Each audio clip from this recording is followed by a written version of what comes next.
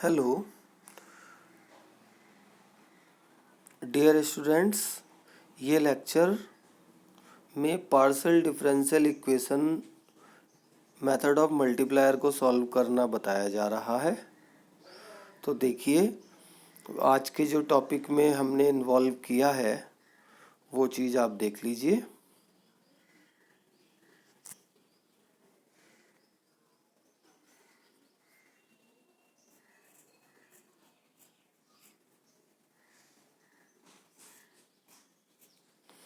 देखिए, Lagrange's partial differential equation P P plus Q Q is equal to R होती है, जहाँ पर P Q R function of X and Y है। इसकी सब्सिडरी इक्वेशन आप लोगों को पहले से पता है, जो कि मैंने इक्वेशन नंबर 2 में बॉक्स के अंदर बोल्ड करके लिखी हैं। D X upon P, D Y upon Q और D Z upon capital R. तो इस टाइप की इक्वेशंस दो टाइप से सॉल्व हो सकती हैं, एक तो मेथड ऑफ ग्रुपिंग से, दूसरा मेथड ऑफ मल्टीप्लायर से। तो मेथड ऑफ ग्रुपिंग तो आपने पहले ही कर लिया था, मेथड ऑफ मल्टीप्लायर्स की बात चल रही है। मेथड ऑफ मल्टीप्लायर्स तब यूज़ होता है जबकि पी क्यू आर, यहाँ पे दो केस लिखे हुए हैं मैंने सामने, आप देख लीजिए। मेथड ऑफ मल्टीप्लायर्स को देख लीजिए। When P Q R are symmetric, तीनों के तीनों सिमेट्रिक हैं। और दूसरे केस में when two of P Q R are symmetric and have a relation with third term. इस बात को हम ऐसे समझ सकते हैं कि L P plus M Q plus N R is equal to 0 होता है। तो देखिए, हम नेक्स्ट स्लाइड देखते हैं। आज जो मैंने क्वेश्चन लिए हैं वो सारे के सारे क्वेश्चंस इस फर्स्ट मेथड पे बेस्ड लिए हुए हैं, यानी जहाँ पर पी क्यू आर तीनों के तीनों ही सिमेट्रिक हैं। ठीक है, तो देखिए नेक्स्ट स्लाइड देखते हैं।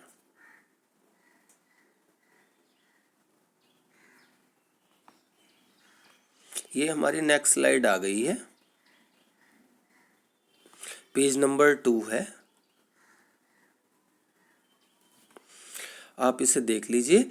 यहाँ पे मैंने केस नंबर 1 लिखा है, when all P Q R are symmetric. आप एग्जाम्पल 1 को देखिए, y minus Z upon Y Z P plus Z minus X upon Z X Q is equal to X minus Y upon Y X. Example number 2, X into Y square minus Z square P, Y into Z square minus X square Q is equal to Z into X square minus Y square. तीसरा example देख लीजिए आप, X square minus Y Z P, Y square minus Z X Q, Z square minus X minus Y. तो इन तीनों ही question में सारी की सारी टर्म सिमेट्रिक है। अभी चौथा क्वेश्चन भी मैं ले रहा हूँ। चौथा एग्जाम्पल है, X into Y square minus Z square P plus Y into Z square minus X square Q is equal to Z into X square minus Y square. आप इन चारों क्वेश्चन में देख सकते हैं कि पी क्यू आर तीनों ही term बिल्कुल सिमेट्रिक हैं। तो मैं क्वेश्चन नंबर 1, 2, 3 तीन क्वेश्चन आपको सॉल्व करके दिखा रहा हूँ। क्वेश्चन नंबर 4 आप खुद सॉल्व करेंगे होमवर्क में। तो देखिए, क्वेश्चन नंबर 1 के लिए मैंने सब्सिडरी इक्वेशन बनाई हैं। तो ये बन गई हैं, D X upon Y minus Z upon Y Z is equal to D Y upon Z minus X upon Z X is equal to D Z upon X minus Y upon X Y. तो देखिए, जैसे ही मैंने हर एक term को, पहली term को Y Z से, दूसरी टर्म को जेड एक्स से और तीसरी टर्म को एक्स वाई से डिवाइड किया है, तो नेक्स्ट लाइन में जो बन गया है D X upon 1 minus Z minus D X upon 1 upon Z minus 1 upon Y is equal to D Y upon 1 upon X minus 1 upon Z D Z upon 1 upon Y minus 1 upon X. तो मैंने क्या notice किया है कि यदि मैं इन सारी terms को ऐड कर दूं तो सारी कैंसिल हो जाएंगी, इसीलिए मैंने किया है D X plus D Y plus D Z is equal to 1 upon Z minus 1 upon Y plus 1 upon X minus 1 upon Z plus 1 upon Y minus 1 upon X. तो ये सारी की सारी टर्म कैंसिल हो गई हैं। इसका मतलब D X plus D Y plus D Z upon 0 आ गया है। इसका मतलब है D X plus D Y plus D Z is equal to 0। इसे मैंने इंटीग्रेट कर लिया है, तो आंसर आ गया है X plus Y plus Z is equal to C1। तो इसी क्वेश्चन का मैंने फर्स्ट रिलेशन निकाल लिया है। फर्स्ट रिलेशन को ही हमने C1 कहा है एक्स वाई जेड में। अब हमें दूसरा रिलेशन और निकालना है। तो दूसरा रिलेशन निकालने के लिए मैंने क्या किया है, पहली वाली टर्म इक्वेशन नंबर 1 को देखिए। फॉर सेकंड रिलेशन मैंने यहाँ पर मेंशन किया है, आप देख लीजिए। यहाँ से स्टार्ट कर रहा हूँ अब मैं। फॉर सेकंड रिलेशन में इक्वेशन नंबर 1 को ही मैंने कंसिडर किया है और इक्वेशन नंबर 1 में dx को मैंने 1 अपॉन एक्स से मल्टीप्लाई कर दिया है, dy को 1 अपॉन वाई से मल्टीप्लाई कर दिया है, dz को 1 अपॉन जेड से मल्टीप्लाई कर दिया है। तो देखिए हमारे पास में जो इक्वेशन आ गई है वो है 1 upon X D X plus 1 upon Y D Y plus 1 upon Z D Z, denominator में 1 अपॉन एक्स वाई नहीं है, 1 अपॉन एक्स जेड है, माइनस 1 अपॉन एक्स वाई है, प्लस 1 अपॉन एक्स वाई है, minus 1 upon Y Z, plus 1 upon Z Y minus 1 upon Z X. तो ये सारी term आपस में कैंसिल हो गई हैं। इसका मतलब डिनोमिनेटर में 0 आ गया है। तो हमारे पास में नेक्स्ट स्लाइड पे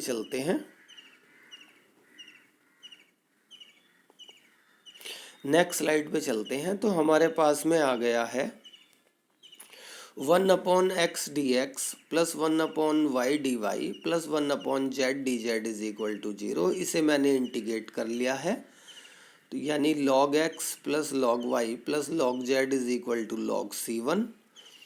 जैसे ही मैंने C2 की वैल्यू निकाली है तो ये आ गई है X Y Z is equal to C2। तो मेरे पास C1 की वैल्यू भी आ गई है और C2 की वैल्यू भी आ गई है। तो हर एक क्वेश्चन का सॉल्यूशन हमेशा function of C1 C2 is equal to 0 होता है। तो फंक्शन ऑफ C1 की value x plus Y plus Z है और C2 की वैल्यू एक्स वाई जेड है। तो आपका सॉल्यूशन ये आ गया है। इस टाइप से पहला क्वेश्चन सॉल्व हो गया है। सेकंड क्वेश्चन को सॉल्व करने के लिए भी आप नोटिस करेंगे कि बिल्कुल सेम प्रोसीजर रहेगा। उसका रीज़न ये है कि ये सारे क्वेश्चन एक जैसे हैं। तो देखिए मैंने सेकंड क्वेश्चन की सब्सिडरी इक्वेशन लिखी है, आप सेकंड क्वेश्चन को देख लीजिए। तो ये सब्सिडरी इक्वेशन है D X upon X into Y square minus Z square, D Y upon Y into Z square minus X square is equal to D Z upon Z into X square minus Y square. ये सारी की सारी terms में जो P Q are हैं वो symmetric हैं, यानी कि यदि मैं पहली वाली टर्म में से x हटा दूं, दूसरी वाली टर्म में से y हटा दूं और तीसरी वाली टर्म में से z हटा दूं तो सारी टर्म आपस में कैंसिल हो सकती हैं। तो मैंने वही वर्क किया है। 1/x dx plus 1/y dy plus 1/z dz, तो ये डिनोमिनेटर में बन गया है Y square minus Z square plus Z square minus X square plus X square minus Y square. तो आप देख लीजिए सारी टर्म कैंसिल हो गई हैं। मैंने इसे जानबूझ के इक्वेट कर दिया है dx से, क्योंकि ये जो डिनोमिनेटर में जीरो बना है ये क्रॉस मल्टीप्लाई हो जाएगा तो पूरी की पूरी ये जो राइट हैंड साइड टर्म है वो जीरो बन जाएगी। इसीलिए 1/x dx 1/y dy 1/z dz की वैल्यू जीरो आ गई है। ठीक है, तो आप देख सकते हैं मुझे अब जो इंटीग्रेशन करना है ये 1/x dx 1/y dy 1/z dz is equal to zero का करना है। तो जैसे ही मैंने इंटीग्रेट किया है तो ये आ गया है log x plus log y plus log z is equal to log c1, यानी कि x plus Y plus Z is equal to c1। तो आपको पहले से ही पता है कि हमें c1 और c2 दो कांस्टेंट की वैल्यू निकालनी पड़ती है, जो कि एक रिलेशन है एक्स वाई जेड में। अब दूसरा रिलेशन निकालने के लिए हमने क्या किया है, यदि मैं इक्वेशन नंबर 1 को देखता हूँ तो इक्वेशन नंबर 1 को देखने के बाद हमें एक बात पता चलती है। ये इक्वेशन नंबर 1 है, यहाँ देख लीजिए आप। इक्वेशन नंबर 1 में यदि मैं dx को x से मल्टीप्लाई कर दूं तो उसके डिनोमिनेटर में भी x से मल्टीप्लाई करना पड़ेगा। dy को y से मल्टीप्लाई कर दूं तो इसके डिनोमिनेटर में भी y से मल्टीप्लाई करना पड़ेगा, और dz को यदि z से मल्टीप्लाई कर दूं तो इसके डिनोमिनेटर में भी z से मल्टीप्लाई करना पड़ेगा। तो यही वर्क इस बार किया है हमने। तो देखिए ये इस बार आ गया है x dx y dy z dz divided by X square Y square minus X square Z square plus Y square Z square minus Y square X square plus Z square X square minus Z square Y square. तो denominator की सारी term cancel हो गई हैं, zero हो गई हैं। किसी भी टर्म से इसे इक्वेट कर लें, जीरो से क्रॉस मल्टीप्लाई कर दें। बार बार वो बात नहीं बताई जा रही है आपको, आप समझ गए होंगे।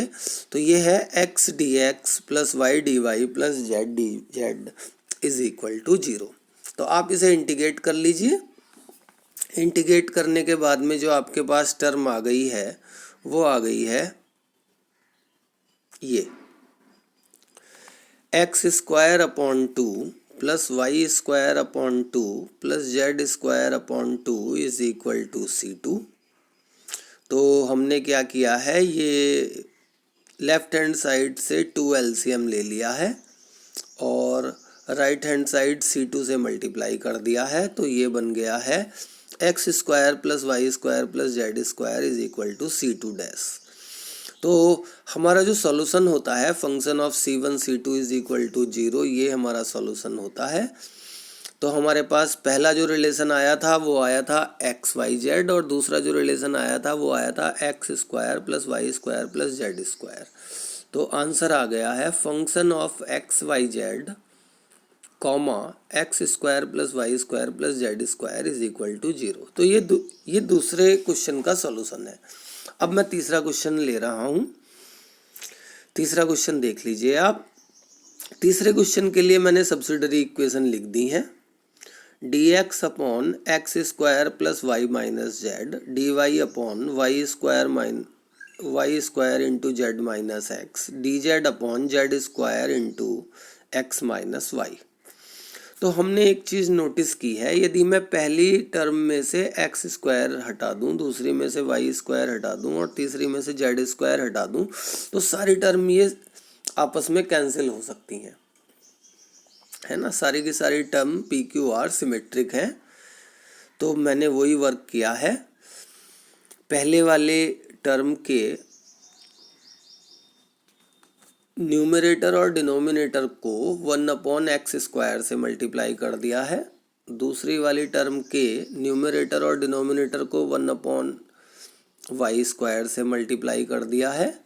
और तीसरी वाली टर्म के न्यूमरेटर और डिनोमिनेटर को 1/z² से मल्टीप्लाई कर दिया है। तो आप नोटिस करेंगे नेक्स्ट लाइन में क्या आ गया है, 1/x² dx plus 1/y² dy plus 1/z² dz divided by y minus Z plus Z minus x plus y minus x. और ये सारी टर्म आपस में कैंसिल हो गई हैं, जीरो आ गया है। राइट हैंड साइड में जो भी टर्म है उससे वो डिनोमिनेटर का जीरो मल्टीप्लाई हो जाएगा। इसका मतलब है 1/x² dx plus 1/y² dy plus 1/z² dz is equal to 0। इसे मैंने इंटीग्रेट कर दिया है। तो इंटीग्रेशन करने के बाद आ गया है माइनस के 1/x प्लस माइनस के 1/y प्लस माइनस के 1/z is equal to c1। तो यहाँ से मैंने माइनस कॉमन ले लिया है, c1 के साथ मल्टीप्लाई कर दिया है। तो 1/x plus 1/y plus 1/z is equal to c1 dash. ये हमारा फर्स्ट कांस्टेंट आ गया है। अब मैं सेकंड कांस्टेंट निकालने के लिए दूसरा रिलेशन भी निकालने की कोशिश कर रहा हूँ। तो ये आपकी लास्ट स्लाइड है, देख लीजिए आप। तो ये जो हमारे पास सब्सिडरी इक्वेशन थी, इन सब्सिडरी इक्वेशन में हमने देखा कि ये सारे की सारी टर्म सिमेट्रिक हैं। यदि मैं पहली टर्म को 1/x, दूसरी टर्म को 1/y और तीसरी टर्म को 1/z से भी मल्टीप्लाई कर दूं तो तब भी ये सारी टर्म आपस में कैंसिल हो रही हैं। तो देखिए हमने क्या किया है, पहली टर्म के न्यूमरेटर और डिनोमिनेटर में 1/x से मल्टीप्लाई कर दिया है। दूसरी टर्म के न्यूमरेटर और डिनोमिनेटर में 1/y से मल्टीप्लाई कर दिया है। तीसरी टर्म के न्यूमरेटर और डिनोमिनेटर में 1/z से मल्टीप्लाई कर दिया है। तो ये बन गया है यहाँ पर 1/x dx plus 1/y dy plus 1/z dz divided by xy minus xz plus yz minus yx plus zx minus zy। तो ये डिनोमिनेटर की सारी टर्म कैंसिल हो गई हैं। राइट हैंड साइड में जो भी टर्म है डिनोमिनेटर का जीरो उधर जाके मल्टीप्लाई हो जाएगा।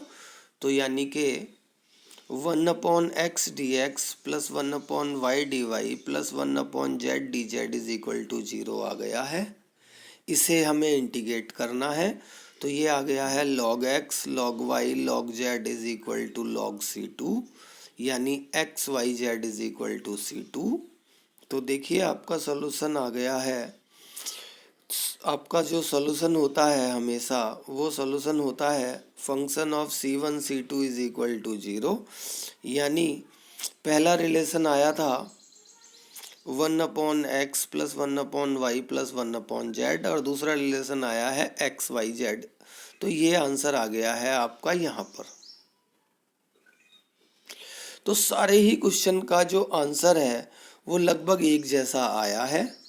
चौथा क्वेश्चन आप लोग खुद सॉल्व कर लेंगे। अब जो इसका सेकंड टाइप है जिसमें कोई सी दो टर्म सिमेट्रिक होती हैं और तीसरी टर्म के साथ रिलेशन होता है, वो नेक्स्ट लेक्चर में डिस्कस करेंगे। Okay, thanks for this lecture.